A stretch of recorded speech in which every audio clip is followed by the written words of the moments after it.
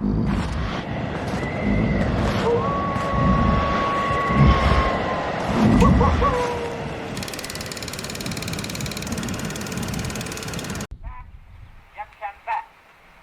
Kon. Sen. Baş. Keç. Göz. Burun. Ağız. Dil. Diş. İrin. Kulak. Yüz. Kol. Bilezik. Parmak. Tırnak. Ayak tırnağı. Tırnak.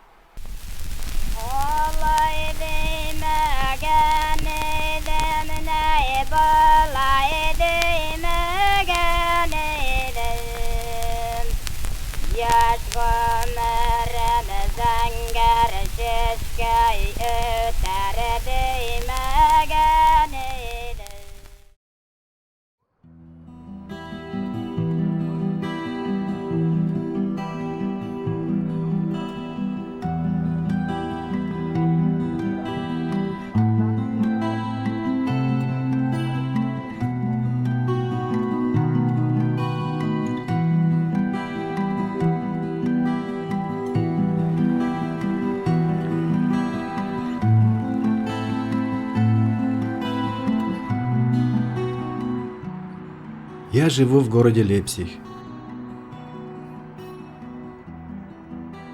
Однажды, когда я работал в архивах, я обнаружил очень интересную книгу немецкого ученого Гоttholda Вайля под названием «Татарские тексты».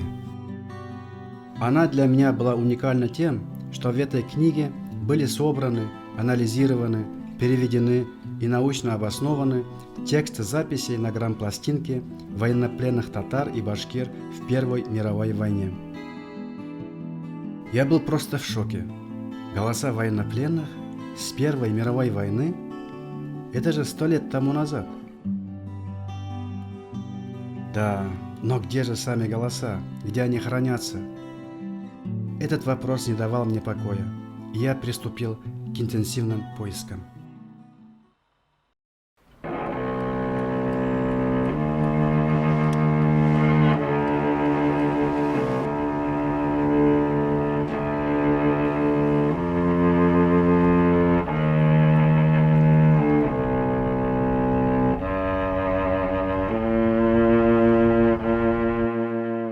Сто лет тому назад по этим местам маршировали германские солдаты Вильгельма II.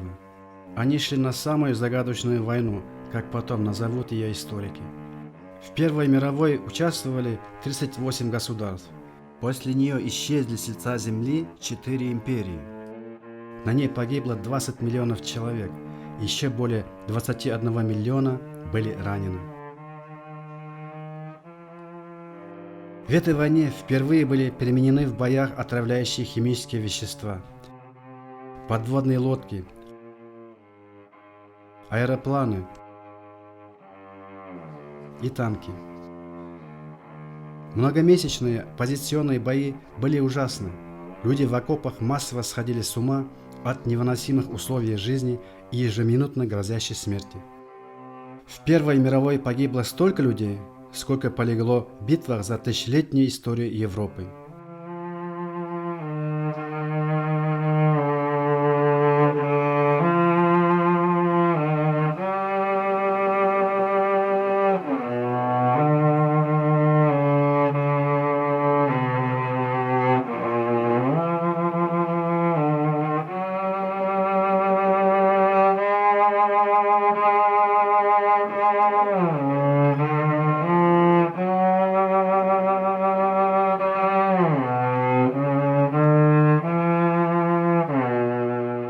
Вскоре после начала войны немцы начали собирать поступающих мусульманских военнопленных из британской и французской армии, в основном выходцев из колоний обеих государств, а также русской армии в 2 специализированных лагерях неподалеку от Берлина.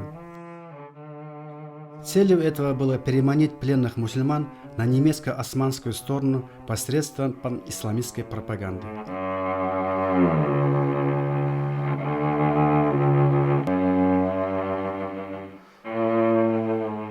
Было построено 2 лагеря.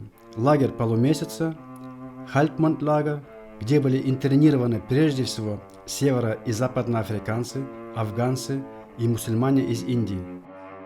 Во втором лагере под названием Вайнберг, лагерь на Виноградной горе, находились российские мусульмане, татары и башкиры.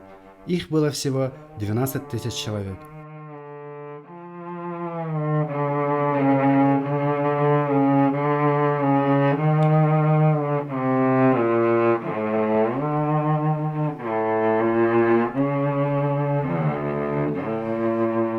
Поскольку немецкие власти надеялись, что пленные попадут под влияние их пропаганды, были созданы условия для того, чтобы обитатели лагерей могли совершать все предписанные им религиозные ритуалы. Для этих целей в 1915 году в лагере впервые в Германии была сооружена мечеть. Впрочем, планам использовать мусульманских пленников в своих военных целях не суждено было сбыться. Лишь немногие из них перешли на сторону Германии.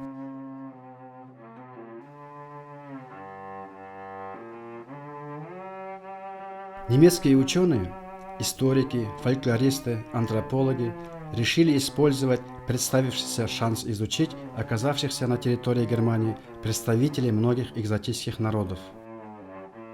Они изучали нравы и обычаи этих народов, записывали голоса опрашиваемых на так называемых эдисоновских цилиндрах. С этой целью даже была создана специальная команда из ученых и технических специалистов. Die Phonographische Kommission hat in den Jahren zwischen 1915 und 19... Фонографическая комиссия с 1915 по 1918 годы записала 1650 пластинок с голосами разноязычных мусульманских пленных. На этих записях разговорная речь, песни, диалекты. Из них 43 пластинки с татарскими текстами и песнями. 43 mit tatarischen Texten und Liedern.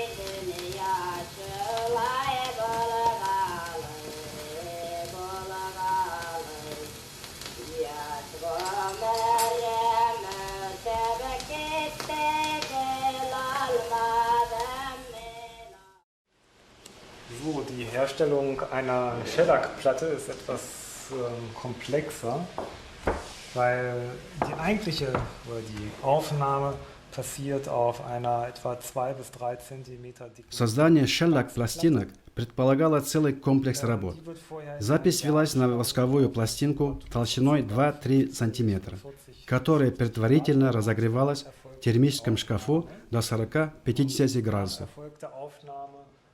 После этого происходил многочасовой гальванический процесс формирования негатива записи. Этот негатив после этого превращали в позитив. И из этого позитива снова делали так называемый пресс-негатив. И уже с него писался конечный продукт – пластинка.